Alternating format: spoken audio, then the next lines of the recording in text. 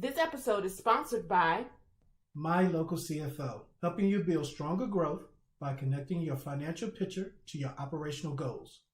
Follow them on Facebook and LinkedIn at My Local CFO or visit their website at www.mylocalcfo.com.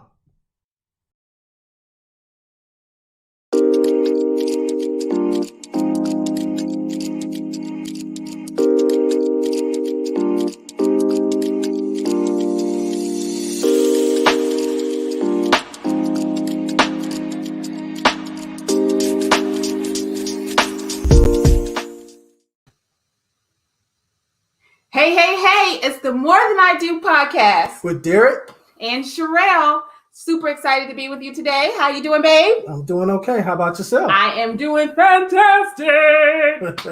Listen, you know why I'm doing fantastic? Why are you doing fantastic? Because we have some awesome guests on for you today. If you're new to the More Than I Do podcast, this is where we talk about being married and in business. Why?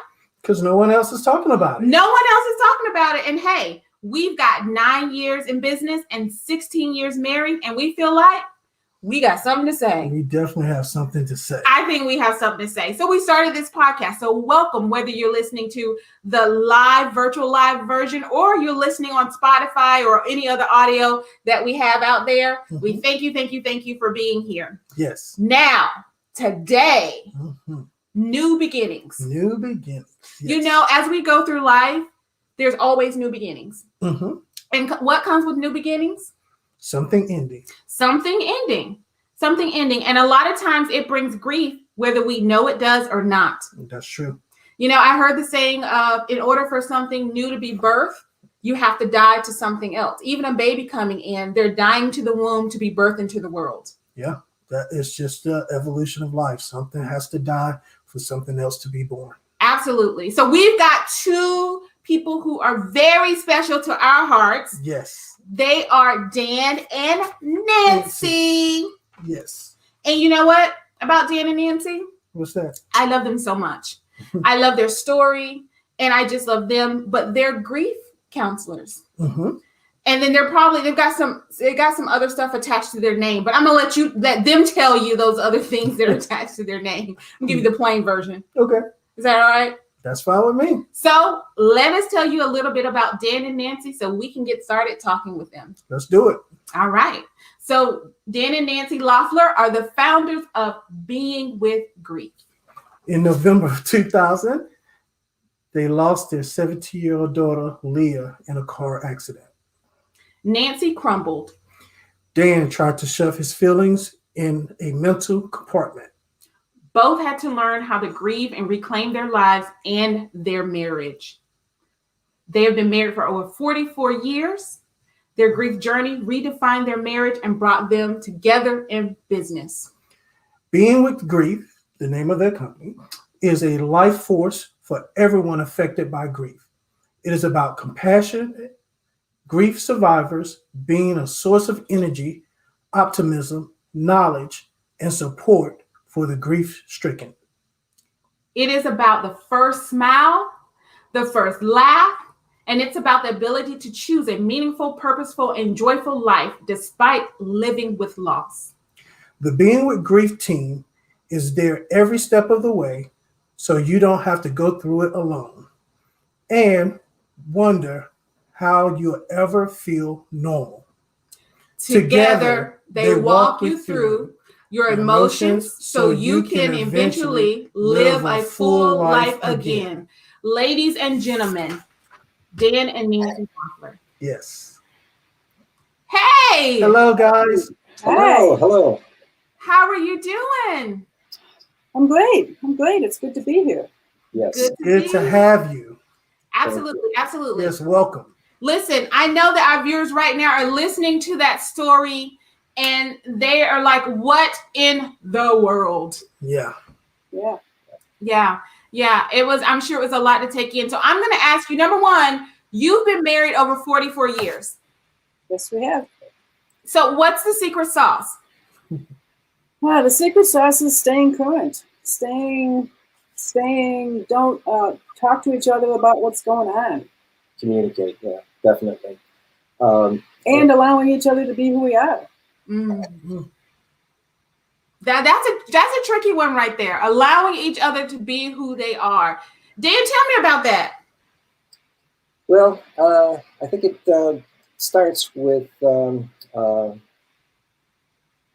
your routines and how you navigate those routines so that things don't stay fresh, and you constantly look for the response to keep it fresh. It's one of the things that we do when we're off camera, and we have a lot of fun. We have dance parties. We still date, and try to keep that romance going. Mm-hmm. Mm-hmm. Absolutely. Yeah. Absolutely. So, I have another question about this to Nancy. So now he told us his side. What's your side to this? Well, it's really important. This isn't something that we came into our marriage knowing.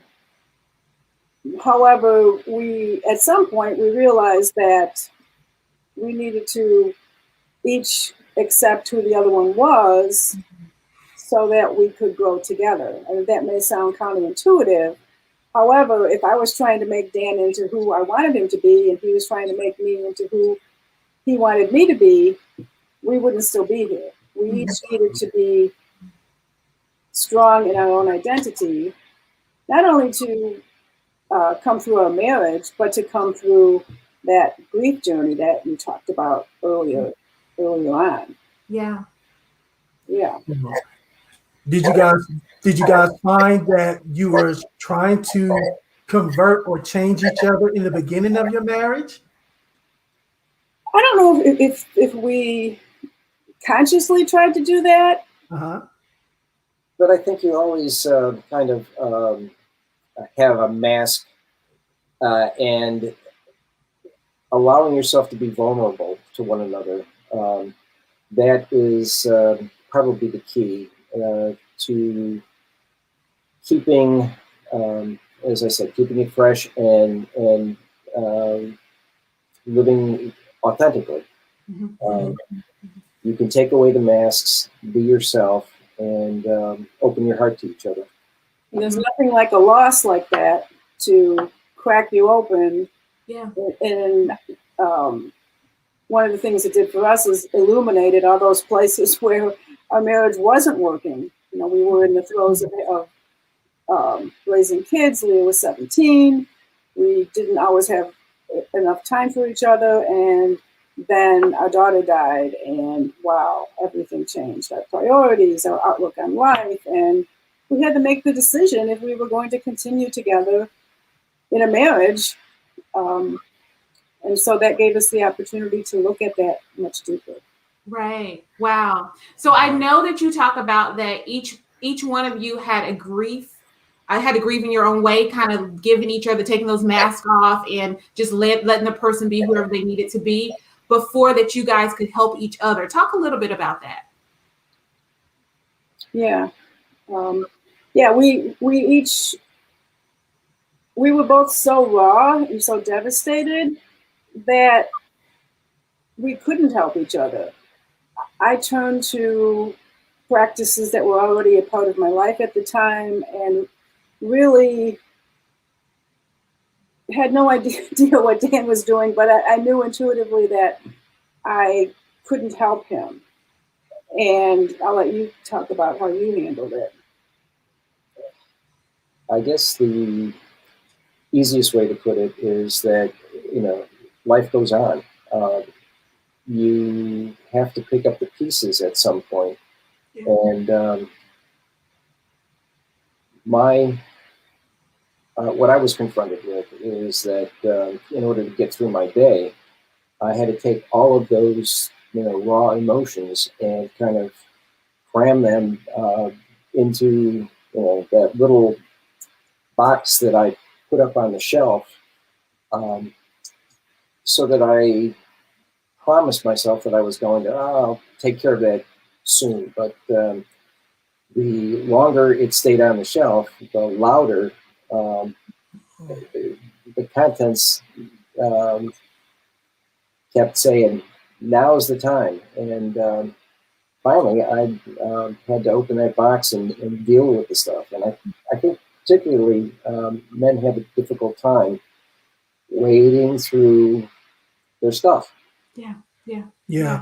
I can definitely agree. I can agree, and I agree with that because we try to be what we call strong, and so we're compressing all our feelings and moving through, but we don't know what the perception from the other side looks like. Yeah, we're not pressure cookers, and the longer we hold that stuff inside, the worse it can be for us, our health and our behaviors. It can be very unhealthy. And so, fortunately, I was able to get some help, and I found something that worked for me. And we can talk more about that. But I think the important thing was you have to be willing to open the box and to do the work. Well, that's what I want to talk about really quick, because Nancy, you talk about you had some outlets already, and then you went and found some more outlets, right? They were kind of common to what you were already doing, which is very common as women. We kind of find those places or find those groups or whatever, and kind of try to figure out that way. But tell us a little bit about how did you delve further into those groups? And then Dan, I want you to talk a little bit about how did you know it was time to take that box off the shelf? Yeah, well, I really wanted to stay isolated. I wanted to stay in bed and eat chocolate chip cookies so that I wouldn't have to feel the pain of losing my daughter. And she wasn't going to let me do that. Shortly after she died, I received a message, and I now know that it was from her. And the message is that losing Leah was too high a price to not live the life that I was meant to live.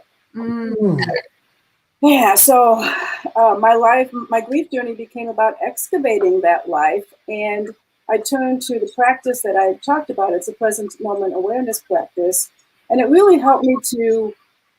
Dan was talking about being with the feelings. The reason we named our company Being with Grief is because the key is being with those feelings. I learned how to be with the feelings in a way that helped me move through them instead of keeping them stuck inside and keeping them, keeping the layers of protection around my heart so that I didn't have to feel them. And Dan, how'd you know to take that box off the shelf? Well, like I said, it got so loud. The internal things, and Nancy mentioned it earlier, our life changed. Our priorities changed. The work that I was doing became a shadow of what it had been. And the urgency of the day-to-day was overcast by the feelings and emotions that were stuck inside that box. So I knew that it was time to find something that was going to help me. And, because I didn't feel confident to do it on my own. Yeah. And again, that was one of the reasons why we decided that part of the work that we do, not only with individuals but with couples, is to help them navigate these feelings and speak from our experience. Now, because I know that this will help a lot of couples that are out there, you talked about it illuminating cracks in your marriage. And you guys had other kids, right? Leah wasn't an only child. Right. we also have a son who was 20 at the time. He's 40 now, and he is the father of a granddaughter. Exciting. Yes. Yes. And we're going to get to that. I want to Yeah. get to that part in a minute.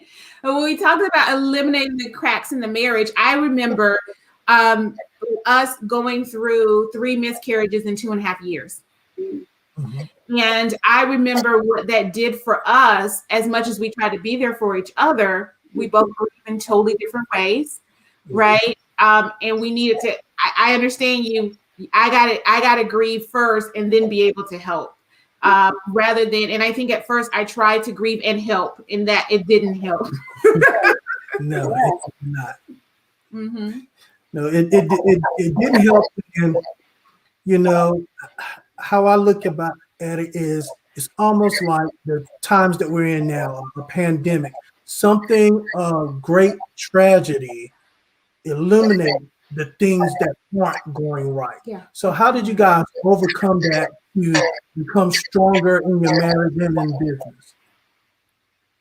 Well, I think one of the things that we did is that we began helping others. That certainly helped us to become stronger. We began to have meaning and purpose again. And I think having meaning and purpose again helped us then to be able to find joy in our marriage, in our lives. And we didn't have all those stuck emotions in our bodies, in our hearts. When we felt sad, we were sad. Mm-hmm. We didn't say, "Oh, I shouldn't feel sad because then it's going to make Dan feel bad." We were sad. We still are sad. You know, a grief journey doesn't end. We still grieve for our daughter, and we feel the feelings when they arise, and then they pass. So it's kind of like I've been using the cloud analogy. It's kind of like a cloud. When a cloud is there, it's dark, but it always moves by. Sometimes it rains, so sometimes I cry, but it always moves by, and it's never stagnant. And so if we can allow our feelings to move through, that is what helps us to be able to fully participate in our lives. So it's the feelings that we try to stifle, right, cause the most problems in our lives. Right. And as Dan was saying, as he was stifling them longer and longer and longer, they began to get louder to get his attention. Mm-hmm. It seems like they're more intense than they are because they're so loud.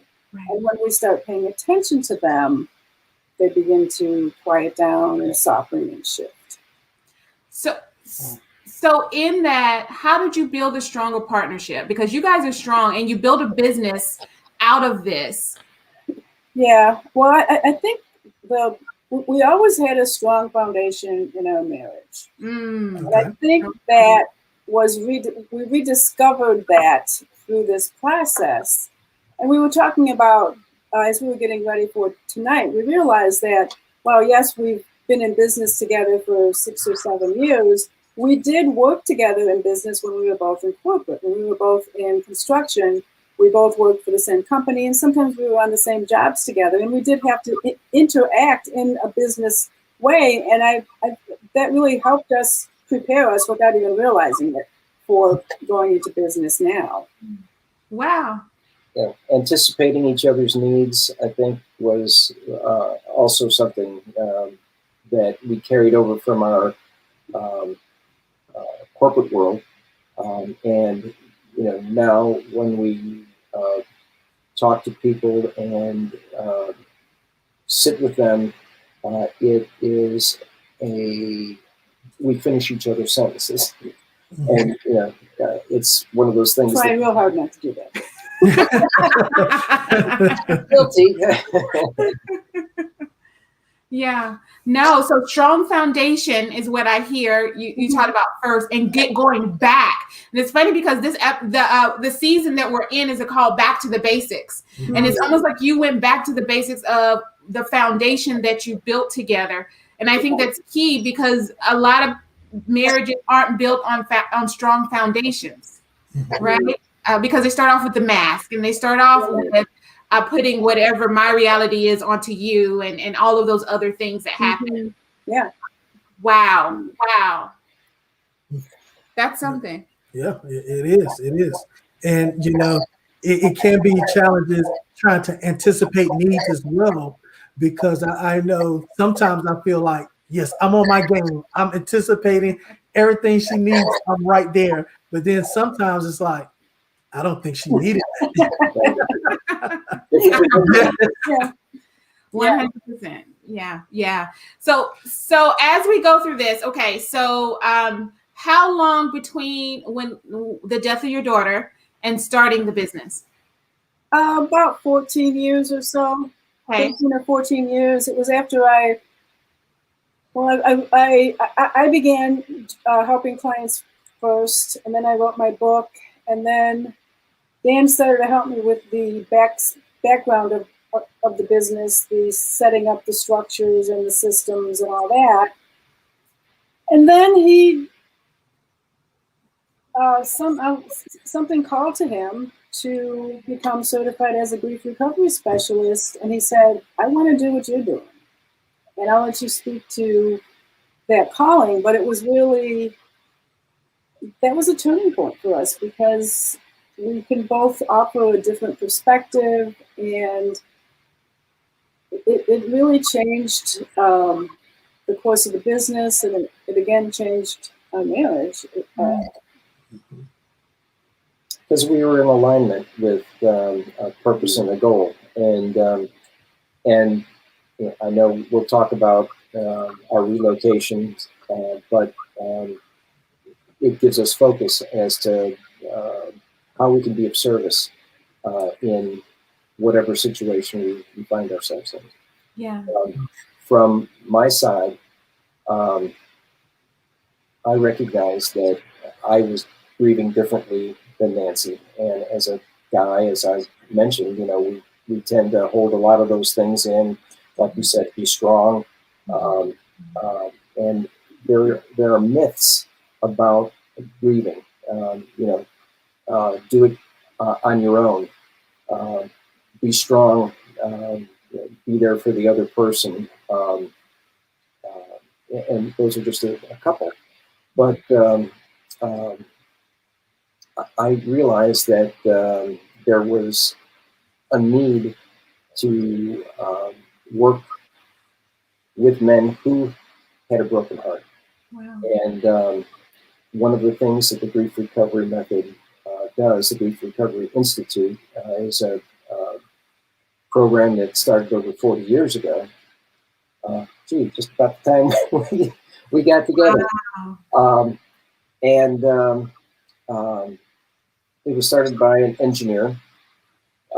My background is in engineering and architecture, and what appealed to me was the way to break down the instances of grief that happen over the course of your life, because they can accumulate, and if you don't have the tools to work on it, it's just like a mechanic, or they use the analogy, I'm going to paint this room with a hammer and a screwdriver. The result is probably not going to give you what you want. And so having the tools in your tool belt, and we don't, our society doesn't deal well with the subject of grief. It is one of those things that turn people off and turn away from, because they're uncomfortable. And when you're uncomfortable with your feelings, as Nancy says, we have learned to turn toward that instead of turning away, because there's a nugget of truth there that needs to have a light shined on it. Yeah. So, wow. Wow, Dan. Just wow. Yeah. And I've heard your story before, but each time I hear it, I am just amazed at the journey, the journey as a whole. And one of the things that you guys talked about is being in alignment and purpose and living for Leah and living for yourselves. And that's what I want to talk about now. As you've made that journey, And if you're listening and you have a question and you're live with us, then definitely, please, if you have a question, I'm sure we can answer it here. But moving to the living part. Mm-hmm. And you talked about having a new grandchild, first one, right? First one. Yeah. Oh my gosh, amazing. Congratulations. And I just can't believe the story. We cannot leave without you telling this story, because I think it goes to, number one, doing the work, getting help wherever you need to get the help, and then doing the work. And then number two, putting that work into action. Tell us a little bit about just your other son, the new grandbaby, and the story that you guys are just living and rocking it out. I mean, I'm like, hashtag goals in life. Yeah. Nancy. Hashtag be like Dan and Nancy. Yeah. All right. Well, I had a huge surprise when I met Aria for the first time. She was born at the end of July. We rented an RV and drove up there. I drove up here from Raleigh, being safe in COVID time and all that. So we met her in the middle of August. We were there for 2 weeks. And when I met her, my heart just broke open with happiness and joy. And what I realized is that if I had not met my grief journey the way that I did, that my heart, I was talking about the protective layers of feelings around, protective layers around my heart so I couldn't feel. Yeah. If I had not met my grief journey the way that I did, I would not have been able to welcome Aria into my heart in the way that I did. And that just, wow, I still get chills when I tell that story, because it's huge. It's just so huge. And after we got home from meeting her, we both looked at each other and we said, we have got to be a part of her life. We cannot let her grow up without knowing us. We want to know her. So that was at the beginning of September. We made the decision to sell our house in Raleigh and to move to St. Paul, which is 15 minutes from our son's house and his family. And everything fell into place. Yes, we had hurdles, but within 3 months of deciding to sell our house, we were here and almost settled. So it was a decision. It was like a choiceless decision. There was no questioning it. But we initially thought, well, maybe we'll start making these changes and it'll happen within the next year. And then all of a sudden, here we are. Why waste the time? And I think that was another lesson that we learned. By putting your energy and focusing it, amazing things can happen. Mm-hmm. It's the same thing with grief. You're not ready to deal with grief until you're ready to deal with grief. Mm-hmm.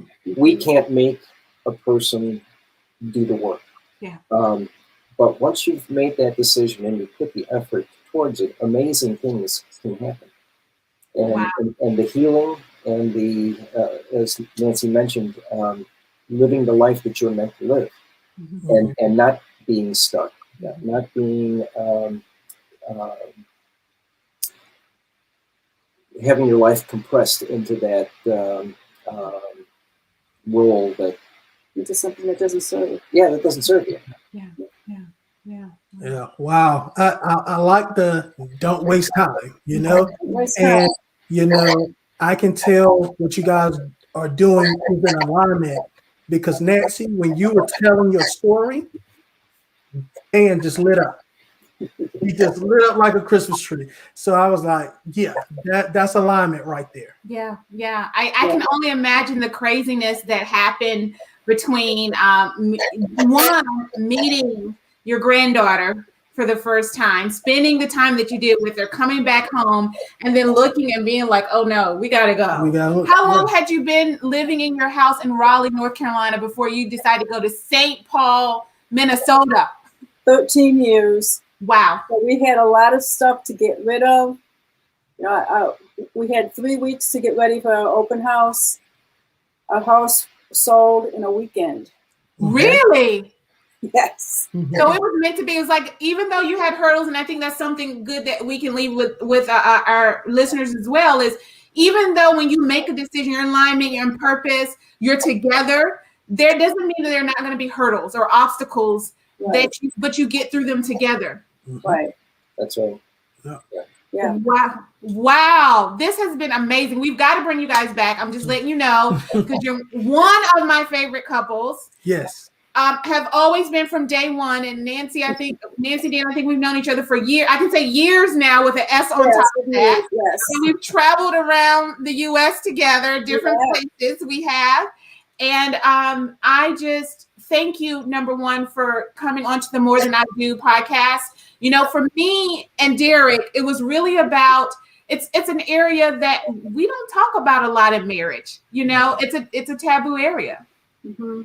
Dan, you had something to say? Well, and it happens. You can't avoid it. When I work with people, I start with simple things. You know, it's like when I was a little guy playing baseball, you know, with a little league team,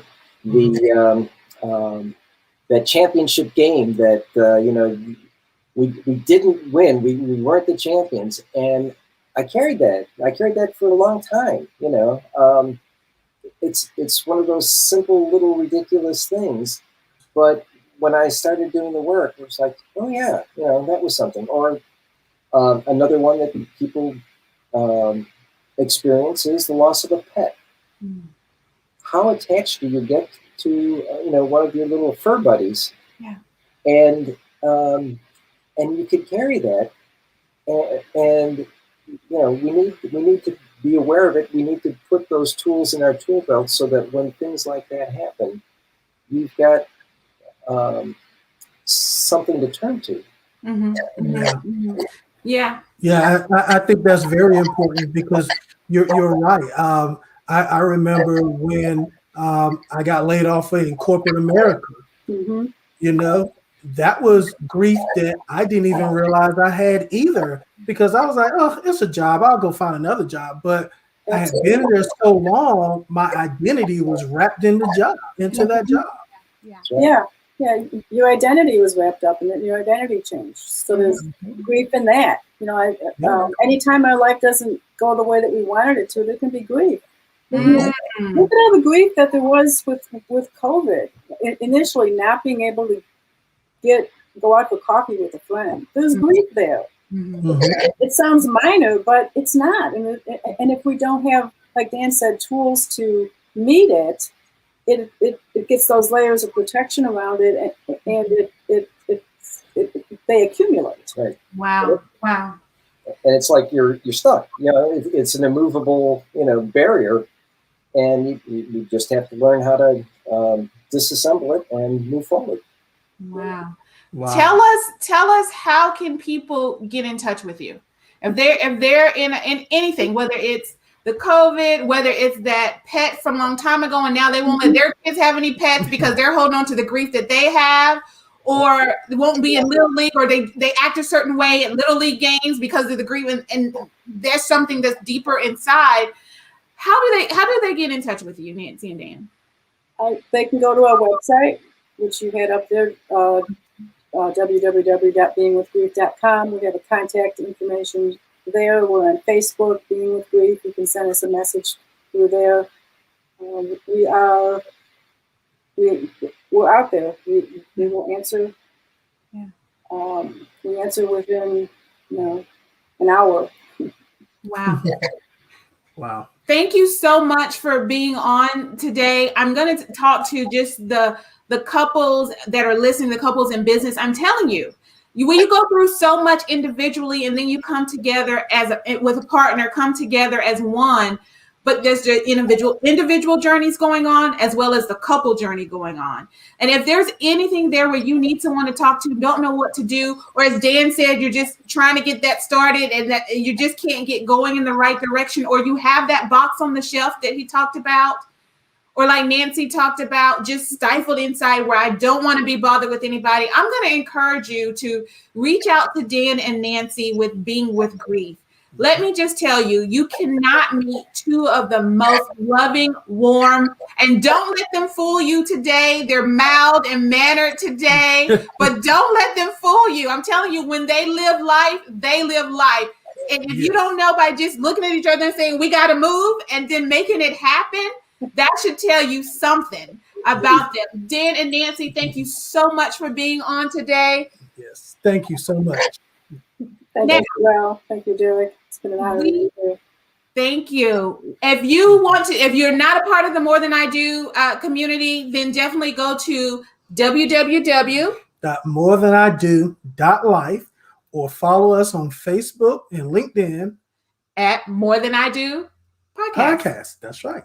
That's where we are. You could also catch this on Spotify. We are on Spotify and other platforms where you get your podcast. So look us up. Look us up, definitely. Thank you so much for being with us. Hope to see you back with us again. And if no one told you, we're going to tell you, we absolutely love you. Yes, we do. And we'll see you next time. Take care. See you soon. Bye.